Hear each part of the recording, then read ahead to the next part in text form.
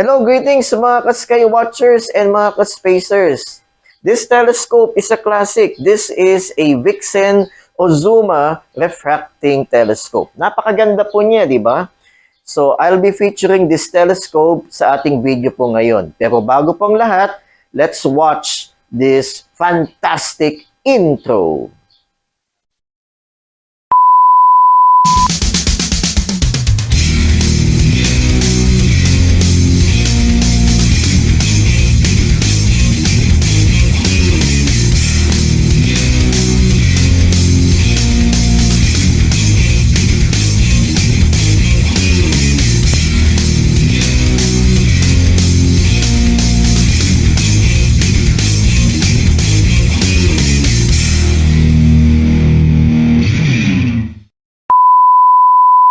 Hello, greetings mga ka-sky watchers and mga ka-spacers natin out there from Luzon, Visayas, and Mindanao.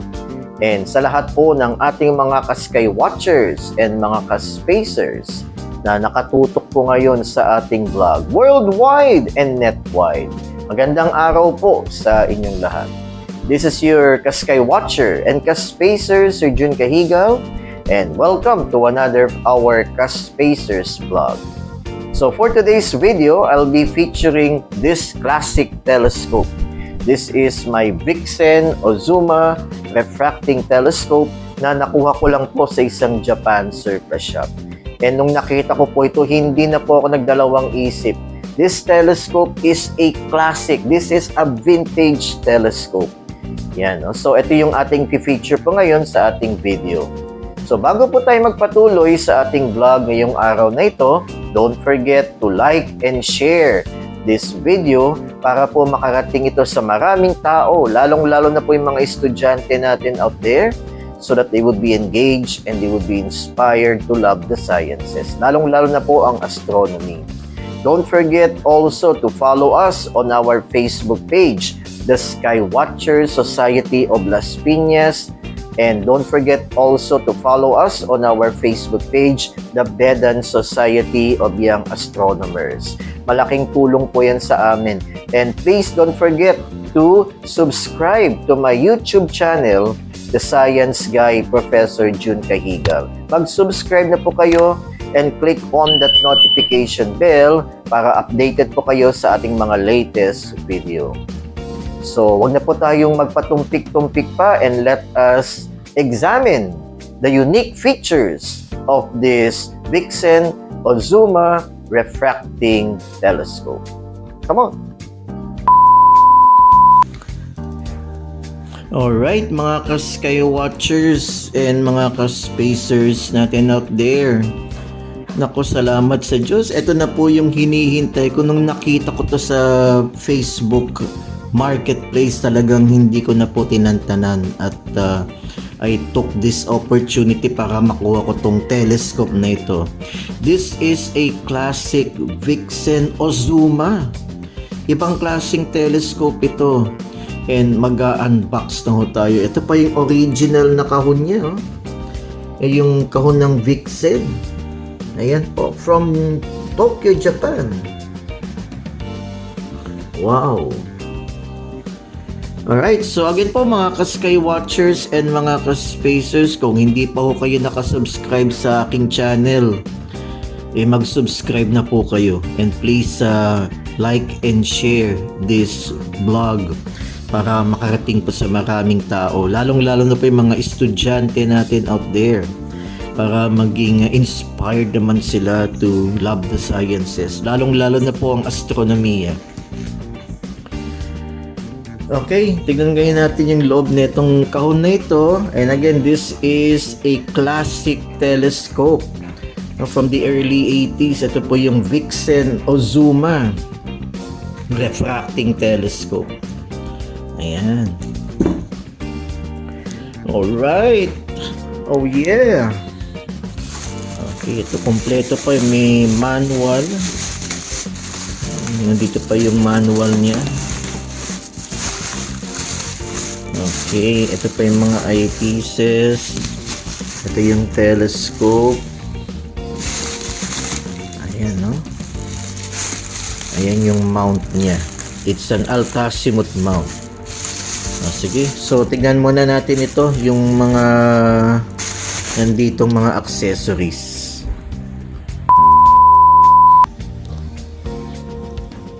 Alright, so ito yung original na manual. Kaya lang hindi ko po maintindihan kasi Japanese. Ayan po, no? Alright. Ayan, this is the manual. Ayan, pero bakit Chinese ito? Ayan, no? Alright, this is the original manual. Oh, ba't nandito yung telescope ni Galileo? Ito yung telescope ni Newton. Alright. Ayan, so ito yung how to assemble siguro. Ayan, so later i-assemble natin itong Vixen Ozuma refracting telescope. Yan yung mga accessories niya, yung ayun yung finder scope, yung focuser, yung star diagonal niya. Wow! Fantastic! O bakit nandito yung Apollo? Alright! Yan, the phases of the moon. Ayan, so siguro ito yung mga makikita dito yan, mga planets. Wow, I'm so excited already. Hindi ko lang maintindihan ito. Siguro yung how to attach the camera sa telescope. Pero wala naman tayong problema dyan. Meron tayong adapter. Alright, hindi ko lang maintindihan dahil this is mostly in Chinese. Ayan, so ayan, Vixen. Wow, fantastic. Okay. Alright. Yan, hindi ko lang kayang mag-Chinese. Ayan, ito yung kanyang star diagonal. Fantastic. And ito yung, maganda yung eyepiece. I think this is a Barlow lens. Alright, and ito yung this is an eyepiece lens. Yan, mamaya titignan natin yan, no? Alright, and ito yung kanyang finder scope. Wow! Fantastic. Then, ito kanyang mount. Yan, ito yung mga eyepieces niya. Alright, so in a few minutes, sige, titignan natin ngayon tong telescope. And we will try to assemble. Ito yung kanyang optical tube. Yan, ito yung mga clamps. Alright, mga ka-sky watchers and mga ka-spacers, let us now assemble this Vixen Ozuma refracting telescope. Let's go!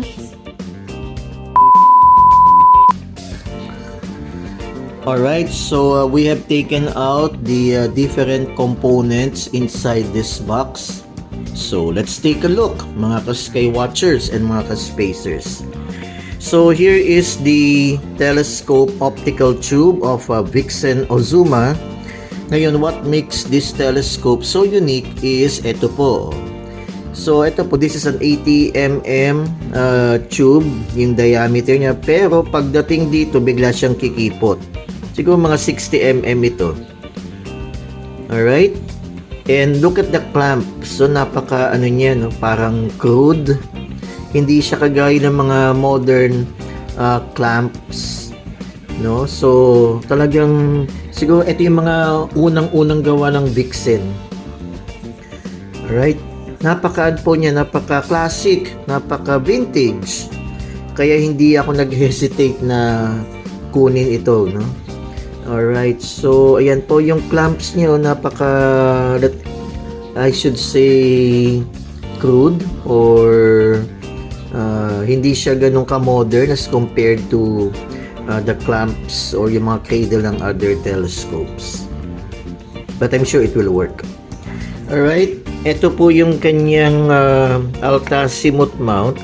Pero eto guys, ayan, tignan nyo ito, Vixen. Look at the symbol. Does it sound, looks familiar? Ayan po, no? Ito po, oh. Ayan. Para siyang, ano, yung insignia ng Star Trek. Wow! Talagang pang-space ang dating. Ayan, no? Baliktarin nyo lang to. Ito na yung insignia ng Star Trek, oh. Alright, talaga naman, oh, lalo ko na-inspire. And, tignan nyo po ito. Ibang klase po, aluminum yung ano niya, oh. Slow motion knobs. Hindi kagaya ng mga parang ibang klase po ito, oh. No? Fantastic. Matibay and mahaba yung stock or stand nitong finder scope. Alright. Ayan, no? Sige, mamaya titignan natin. And ito yung mga tornilyo. Yan for assembly later. Alright, ito yung kanyang accessories tray. Ayan. And ito yung mga eyepieces and yung star diagonal. And yung yan, components siguro yan ng ano, ng Altasimut mount. Alright. So, let's now assemble this telescope, this Vixen Ozuma refracting telescope. Alright, let's go! A few moments later. Alright, mga ka-sky watchers and mga ka-spacers, this is it. I have now assembled the components of this Vixen Ozuma refracting telescope. Now, isn't she a beauty? Ang ganda, grabe. Alright, mangyak-ngyak ako. Alright, it's worth it. No, medyo may kamahalan pero it's worth it. And what makes this telescope so special ay ito, ibang klase po ito. This is an 80mm refractor. The objective lens is 80mm. Pero pagdating dito, yan, kumipot siya, oh. Parang 60mm na ito, eh. Alright? Ayan, oh. Talagang classic. This is a classic refractor. Siguro mga 80s ito. Or ito yung mga unang ginawa ng Vixen, eh. Alright? Kaya lang, if you will notice, hindi siya balance. Kasi nandito yung ano ng mount, no? Alright, and nung inassemble ko ito, maluwag. Buti na lang meron nito. The box comes with this wrench para mahigpitan nitong mount na ito. Ang galing, no? Ay, meron siyang sariling wrench para mahigpitan natin yung mount. Kasi hindi nga siya balance. And ito, unique po itong clamps niya. Oh. Ibang klase po. Yan, ito, higpitan niyo itong tornilyo. Hindi kagaya ng mga modern telescope clamps, yung mga latest Vixen models. Hindi ganito, eh. Talagang classic na classic po yung dating. Alright. Ayan, no? This is an Altasimut mount. And ito, mga ka-sky watchers, ayan, no? Nakikita niyo po ito. Yung logo ng Vixen, ibang klase. Does that remind you of something? That's the Star Trek logo. Baliktarin nyo lang yan. Star Trek na. Ayan, nakaka-inspire. Talaga naman, oo. Wow, fantastic. Alright. Ito, ang ganda. Bakal, oh. Bakal siya. Ito yung lock dun sa azimuth movement. Ayan, oh. Ito yung lock niya. Alright. And ibang klase rin yung slow motion knobs. Oh? Aluminum siya, hindi siya plastic. Ang galing. Alright, so ito yung for the altitude. Okay, ito naman for the azimuth movement. Alright, and ang kaganda nyo, apat yung tornilyo, talagang higpit na higpit. Oh? Yan, apat. Ibang klase. Ang tibay talaga ng Vixen. And talagang legit yung seller nito. Hindi nawala yung cap. Yung lens cap, oh. Grabe. Ayan, oh. And, ito din what makes this telescope unique. May collimation screws. Oh, may collimation screw siya. Pero, bago mo gamitin ito, you have to collimate the lens. No, kasi pag hindi nyo ginawa yan, malabo yung image. Ibang klase, oh. Yung most refractors, wala nito. Pero ito, may collimation screws. So, medyo hindi nyo muna ito magagamit agad at hindi naka-align yung objective lens. Alright. And ito yung finder scope. Medyo kaliwete po. Naka-incline sa sa right side. Ayan, nasa right side siya. Okay. And ito. Medyo I will upgrade this. And ito yung ano niya, no? Hindi pala ito Barlow. Ito yung lens. Pag wala itong star diagonal, pwede nyong tanggalin to at ikabit ito. No? So, parang adapter ito. Alright. Okay. Ito yung kanyang wooden tripod legs. Ang galing. Yan. Ito yung kanyang accessories tray. And what makes this telescope unique also ito. Yung legs, ano siya, hindi siya yung the usual na retractable. So talagang tatanggalin nyo yung dalawang tornilyo na to para either mapaiksi nyo yung tripod legs or ma-extend nyo. Ayan, may mga butas dito para you can retract or you can extend the legs by removing these screws. Ayan, no? Hindi kagaya ng mga modern na tripod legs na pipihitin nyo lang, then automatic i-retract or pwede nyo siyang pahabain. Ito hindi, mabusisi. Mabusisi siya. But again, okay lang yan kasi talagang vintage itong telescope. Alright. Ayan. Okay, so mga ka-sky watchers, wow, this is a classic telescope. This is my Vixen Ozuma refracting telescope.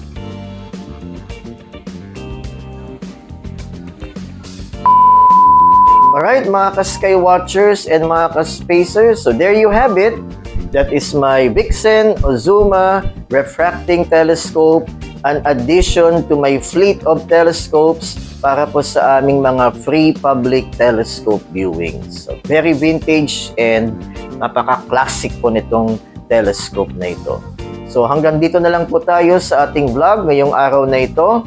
And sana po nagustuhan po ninyo ang ating furniture na telescope, the Vixen Ozuma Refracting Telescope. At bago po tayo magtapos, again, don't forget to like and share this video. And don't forget to follow us on our Facebook page, the Bedan Society of Young Astronomers. And don't forget to follow us on our Facebook page, the Skywatcher Society of Las Piñas. And marami po kaming ganap ngayon dahil this October 2023, we will be celebrating the International Observe the Moon Night. So tamang-tama, no? Sana magamit ko po ito sa International Observe the Moon Night sa aming mga free public telescope viewings. So just check out our Facebook page po, yung Skywatcher Society of Las Piñas, sa mga schedules namin for free public telescope viewings. And don't forget po to subscribe on my YouTube channel, The Science Guy Professor Jun Cahigal. Don't forget to click on that notification bell. Mag-subscribe na po kayo so that you will be updated on our future videos. Alright po, so hanggang dito na lang po tayo. Live long and prosper. And don't forget to keep your space.